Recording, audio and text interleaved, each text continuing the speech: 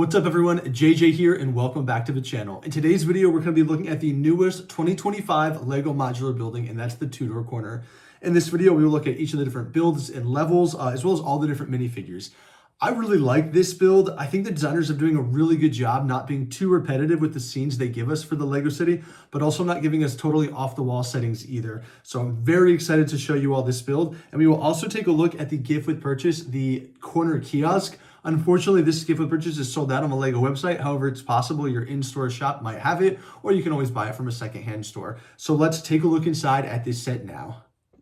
And here we see this year's 2025 modular building. This is the Tudor Corner. This is set 10350. It comes with 8 minifigures. It has 3,266 pieces and retails for $229.99 in the US. This set has quite a few fun features, and architecturally, I think it just really looks nice with the style they've chosen, and it really stands out in my city. Now let's take a look at the 8 minifigures that come with this modular Tudor Corner. Starting off, we have the haberdasher as well as his mannequin. For this character, I really like the face print. I like the use of the glasses in general. I like to see more minifigures with glasses, and this set did a great job with that. I like the torso printing as well. Nothing too crazy, but it really fits this character, someone who works kind of with fabrics and sews.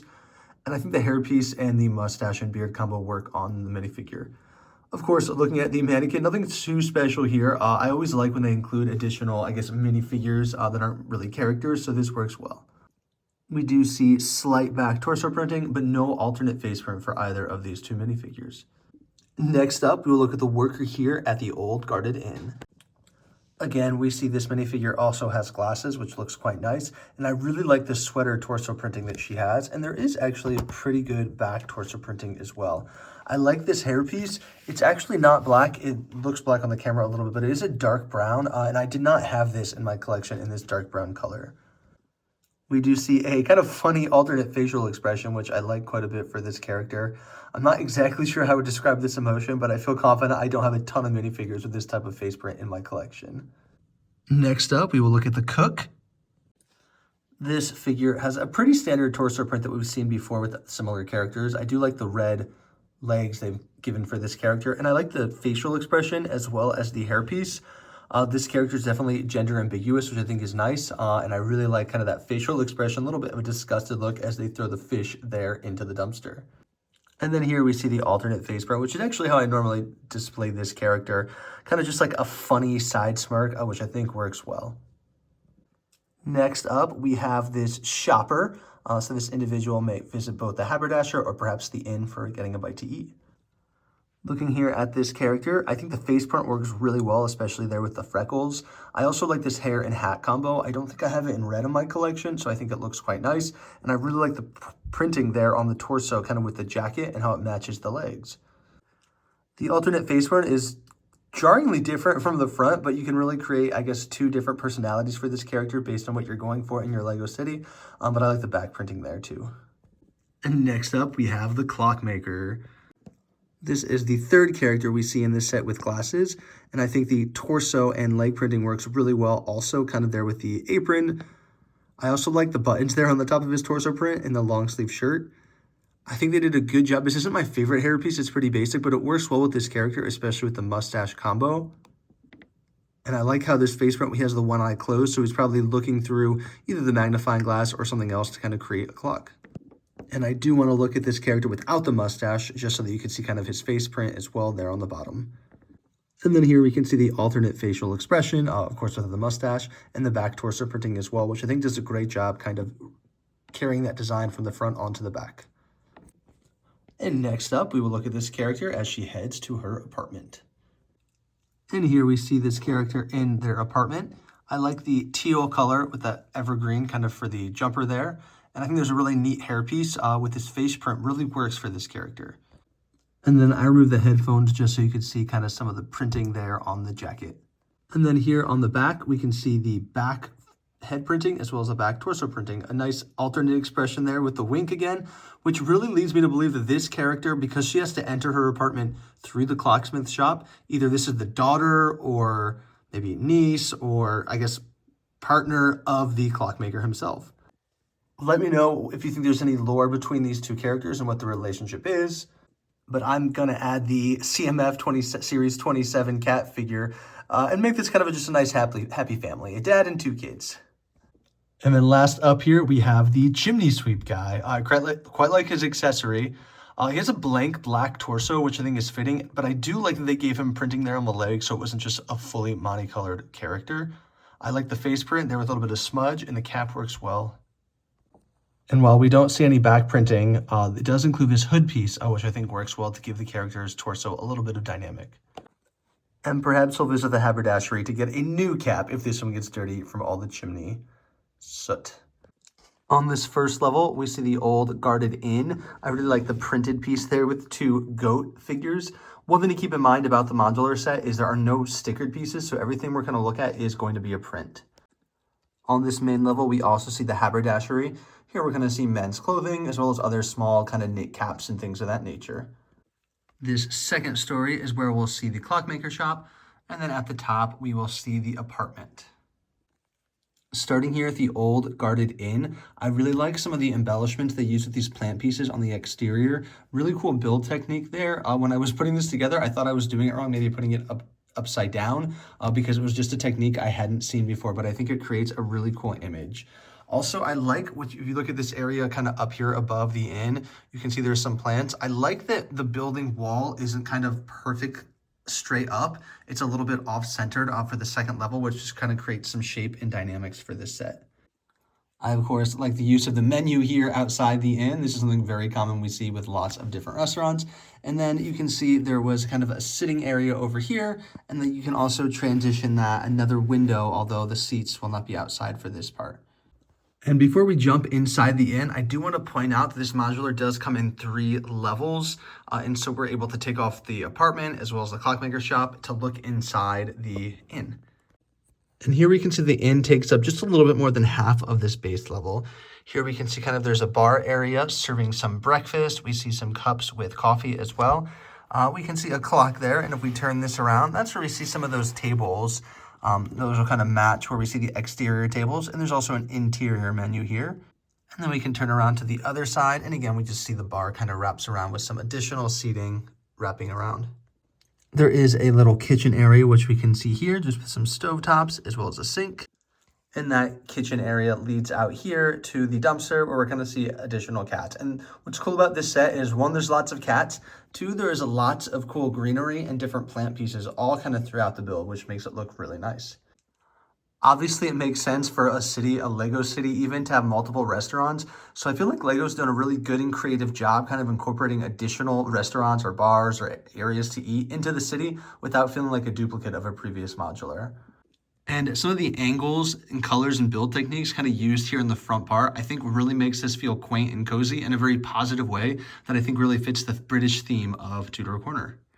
Next, we have the haberdashery. I did have to Google what a haberdasher was. It wasn't something I was super familiar with, but essentially it's like a little boutique that specializes in men's clothing, as well as kind of other sewn or knitted types of things like hats and scarves. So that very fitting, again, for this theme. And here you can see a really neat build technique kind of with the arch pieces there, kind of creating a fully opened glass paned front exterior for this room.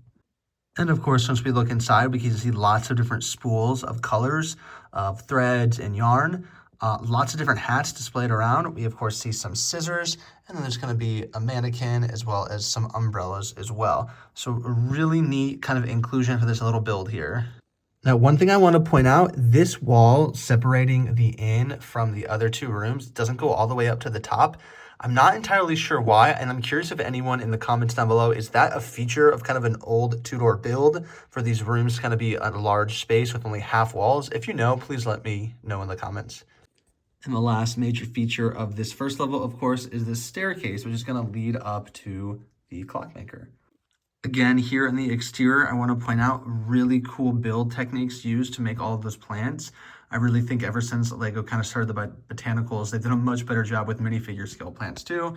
And there's a great printed piece here for the clock outside as well. But let's head inside and take a look at the clockmaker's workshop and see what he has in store for us.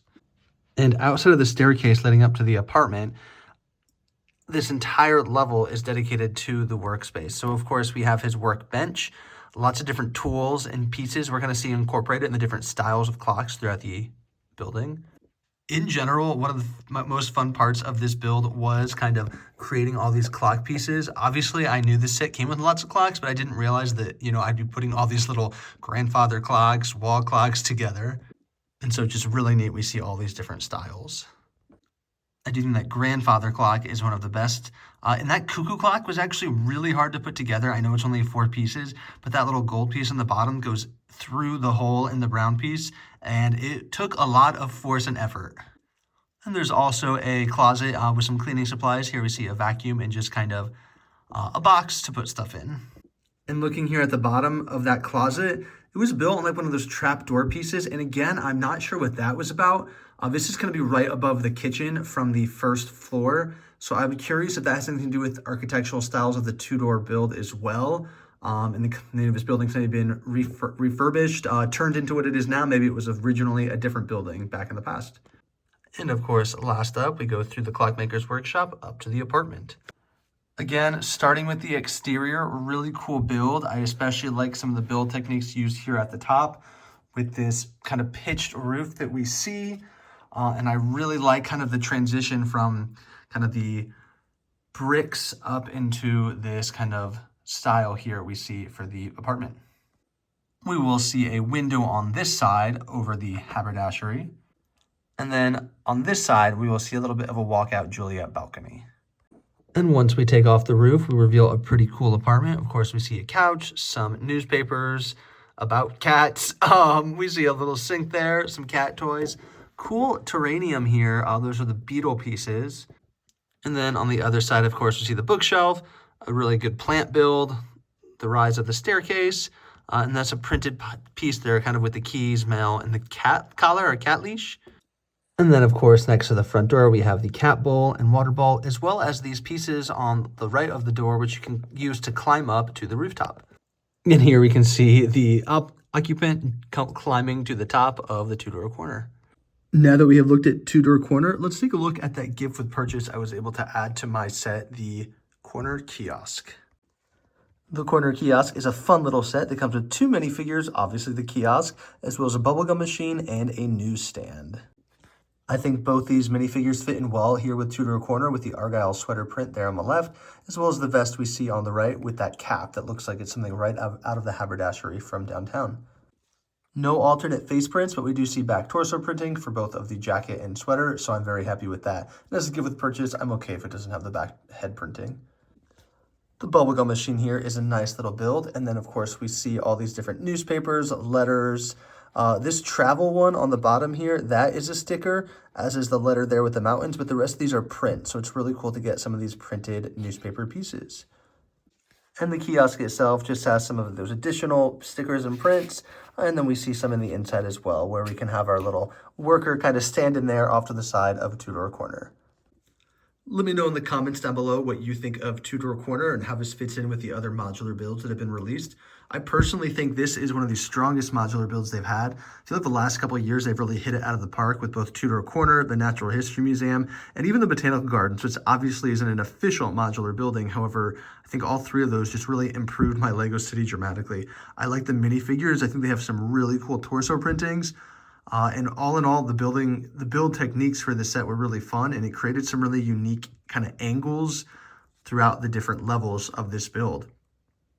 What do you think they're going to make in the future? I mean, we've gotten a ton of modulars, so getting creative without feeling repetitive is definitely a challenge, but I think the designers have done a great job the last couple of years. Thank you so much for tuning in. If you want to stay updated with LEGO leaks, rumors, news, and reviews, hit the subscribe button down below, but I will see you all next time.